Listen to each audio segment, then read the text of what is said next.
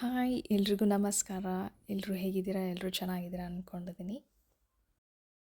ಇಲ್ಲಿ ವರಮಹಾಲಕ್ಷ್ಮಿ ಹಬ್ಬದ ಹಿಂದಿನ ದಿನ ಅಂದರೆ ಗುರುವಾರ ರಾತ್ರಿ, ನಾಳೆ ಶುಕ್ರವಾರಕ್ಕೆ ಏನೇನು ಬೇಕೋ ಎಲ್ಲ ತಯಾರಿ ಮಾಡ್ಕೊಳ್ತಾ ಇದ್ದೆ. ಒಂದಿಷ್ಟು ಒಣ ಕೊಬ್ಬರಿ ಸಾರಿಗೆ ಎಲ್ಲ ಬೇಕಾಗಿತ್ತು, ತುರಿದಿಟ್ಕೊಂಡು ಇಲ್ಲಿ ಬೆಲ್ಲ ಕೊಟ್ಟಿಡ್ತಾ ಇದ್ದೆ. ಹಾಗೆ ದೇವ್ರ ಸಾಮಾನುಗಳನ್ನೆಲ್ಲ ಹಿಂದಿನ ದಿನವೇ ತೊಳೆದಿಟ್ಟಿರ್ಬಿಡ್ತಿದ್ದೆ. ಏಕೆಂದರೆ ನಾಳೆ ಗಡಿಬಿಡಿಯಲ್ಲಿ ಆಗಲ್ಲ. ಯಾವಾಗಲೂ ಬೆಳಿಗ್ಗೆ ಟೈಮಲ್ಲಿ ಪೂಜೆ ಮಾಡ್ತಾಯಿದ್ದೆ ಲಕ್ಷ್ಮಿಗೆ.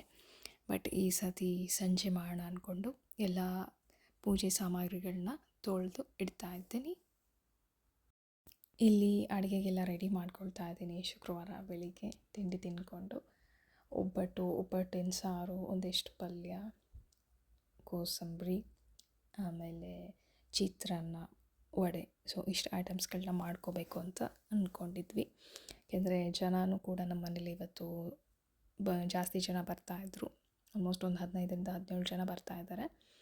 ಇಲ್ಲಿ ಒಬ್ಬಟ್ಟಿನ ಹಿಟ್ಟಿಗೆ ಎಲ್ಲ ರೆಡಿ ಮಾಡಿಟ್ಕೊಂಡಿದ್ದೀನಿ. ಮೈದಾ ಹಿಟ್ಟು ಕಲಿಸ್ಕೊಂಡು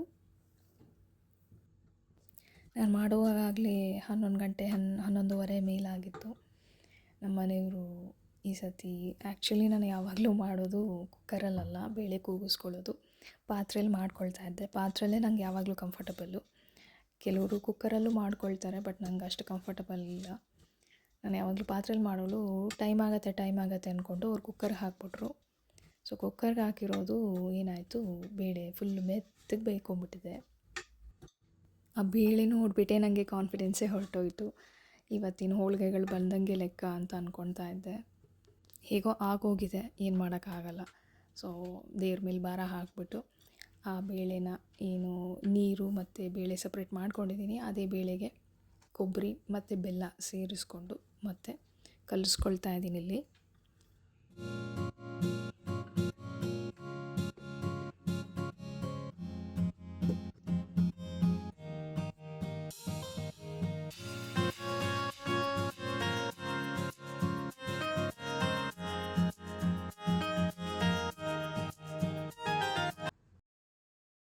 ನೋಡಿ, ಕೊಬ್ಬರಿ ಬೆಲ್ಲ ಹಾಕ್ಕೊಂಡು ಕಲಿಸ್ಕೊಂಡ್ಮೇಲೆ ಹೂರಣ ಈ ಥರ ಅದಕ್ಕೆ ಬಂದಿದೆ.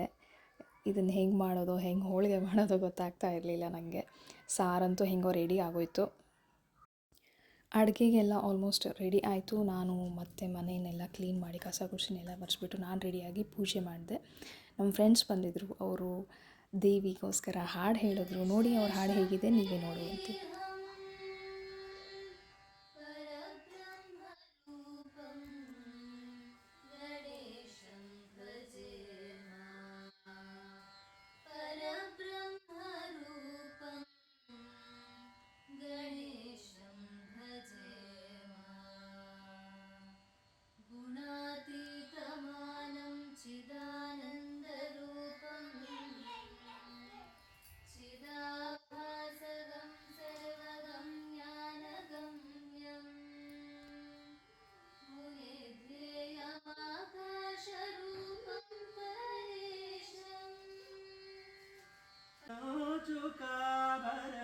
ಭೂಷಣಿ ತಲ್ಲಿಣಿ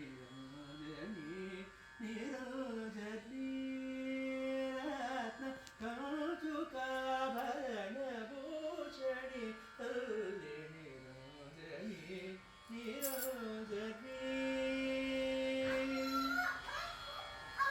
ಪಂಚವನಾದಿ ಬೇಬ ಪ್ರಿಯ ಸಖಿ. ನೋಡಿದ್ರಲ್ಲ ಎಷ್ಟು ಅದ್ಭುತವಾಗಿ ಆಡಿದ್ರು ಅಂತ. ನಾನಂತೂ ಫುಲ್ ಖುಷಿಯಾಗಿದ್ದೆ. ತುಂಬ ಖುಷಿಯಾಯಿತು ಆ ಹಾಡು ಕೇಳಿ.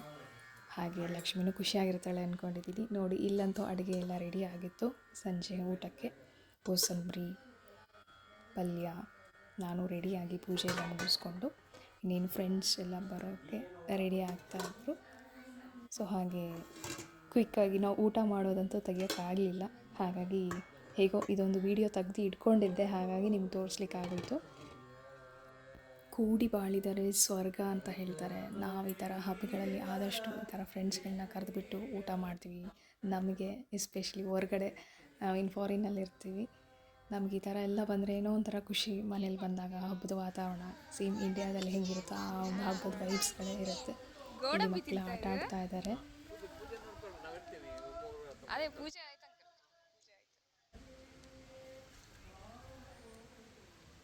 ಅದು?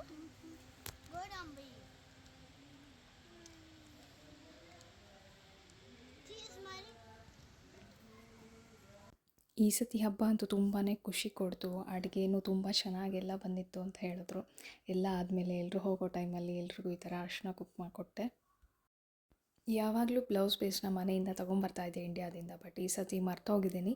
ಹಾಗಾಗಿ ಸಿಂಪಲಾಗಿ ಎಲ್ಲರಿಗೂ ಕೂಡ ಎಲೆ, ಅಡಿಕೆ, ಹೂವು, ಹಣ್ಣು ಮತ್ತು ಬಳೆ, 2 ಬಳೆ, ಆಲ್ಮೋಸ್ಟ್ ನನ್ನೂ ಮತ್ತು ಒಂದು ಚಿಕ್ಕ ಮಗು ಇತ್ತಲ್ಲ ಅದನ್ನು ಸೇರಿ ಅಷ್ಟಲಕ್ಷ್ಮಿಯರು. ನಮ್ಮ ಮನೇಲಿ 8 ಜನ ಹೆಣ್ಮಕ್ಳು, ಇನ್ನೊಬ್ಬರಾಗಿದ್ದರೆ 9 ಆಗಿರ್ತಿತ್ತು. ಸೊ ತುಂಬ ಖುಷಿ ಆಯಿತು, ಲಕ್ಷ್ಮೀ ದಿನ ಅಷ್ಟಲಕ್ಷ್ಮಿಯರು ಬಂದರು ನಮ್ಮ ಮನೆಗೆ ಅಂತ.